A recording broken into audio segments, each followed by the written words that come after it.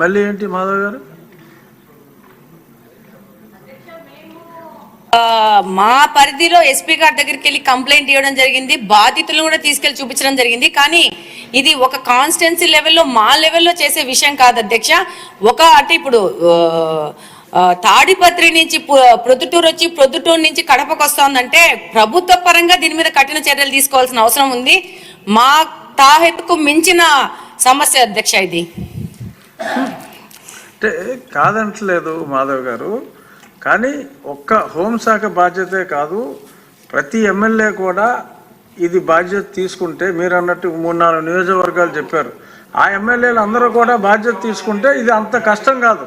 అంటే we have to give our helping hand as MLAs to the honourable home minister.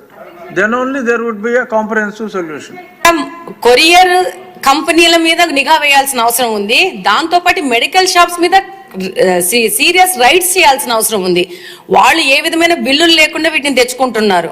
కాబట్టి ఇది పెద్ద సమస్య. ఇప్పుడు ఏంటంటే గాంజా అంటే ఒక చోట కూర్చొని చేయడం అవుతుంది. ఇదేముంది, ఒక ఇంజెక్షన్ తీసేసుకొని పెట్టుకుంటే ఆ రోజుకి అయిపోయా. దాదాపు దీని మీద కొన్ని వేల మంది పిల్లలు ఎఫెక్ట్ అవుతున్నారు. అది కూడా దారిద్ర్య రేఖన కింద ఉన్న పిల్లలు, పని చేసుకున్న పిల్లలు, డబ్బులు లేని పిల్లోళ్ళు, వీళ్ళు దాని మీద అడిక్ట్ అవుతున్నారు. దానివల్ల చాలా సమస్యలు పెరుగుతున్నాయి. అధ్యక్ష అనిత గారు, అన్ని ప్రశ్నలకి సమాధానం.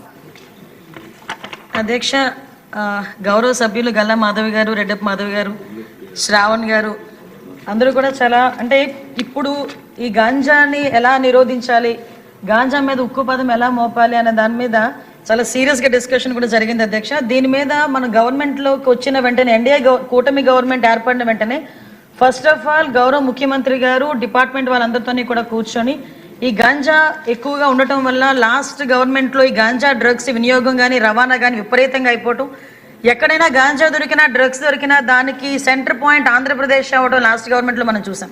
దీని నేపథ్యంలో ఫస్ట్ ఆఫ్ ఆల్ ఈ క్రైమ్ రేట్ని తగ్గించాలి అంటే ఈ గాంజాని అరికట్టాలి, అదేవిధంగా డ్రగ్స్ని అరికట్టాలి అనే ఏకైక ఉద్దేశంతో గౌరవ చంద్రబాబు నాయుడు గారు సీఎం గారు ఒక ఏర్పాటు చేసుకుని ఈగల్ అని ఒక సపరేట్గా ఒక వింగ్ని కూడా ఏర్పాటు చేయడం జరిగింది అధ్యక్ష.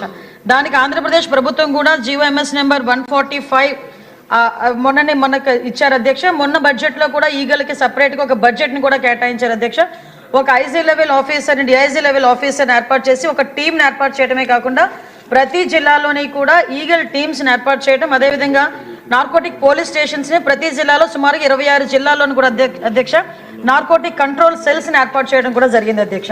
ఇందాక మన సభ్యులు మాట్లాడుతున్నప్పుడు 11,000 ఎకరాల నుంచి మనకు 100 ఎకరాల వరకు రావటం అనేది సంతోషంగా ఉంది అని చెప్పారు. దీన్ని కూడా ఎలా కంట్రోల్ చేయాలి, దానికి సంబంధించిన ప్రతి ఇన్ఫర్మేషన్ కూడా డిపార్ట్మెంట్ వాళ్ళ దగ్గర ఉంటుందని చెప్పారు అధ్యక్ష.